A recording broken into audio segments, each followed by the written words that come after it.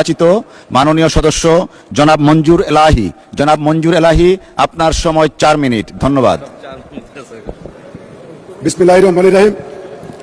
মাননীয় স্পিকার, আপনাকে ধন্যবাদ আমাকে কথা বলার সুযোগ করে দেওয়ার জন্য। আমি প্রথমেই কৃতজ্ঞতা প্রকাশ করছি মহান আল্লাহর, যিনি আমাকে এই মহান সংসদে এসে কথা বলার সুযোগ করে দিয়েছেন। আমি রুহের মাগফিরাত কামনা করি।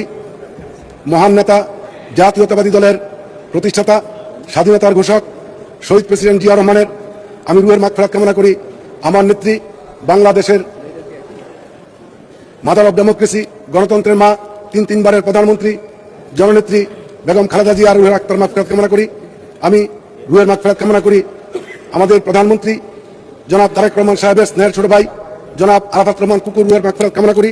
আমি রুহের মাগফিরাত কামনা করি 2013 সালে 5ই মে শাপলা চত্বরে বাংলাদেশের আলেম ওলামা যারা শহীদ হয়েছেন তাদের রুহের মাগফিরাত কামনা করি।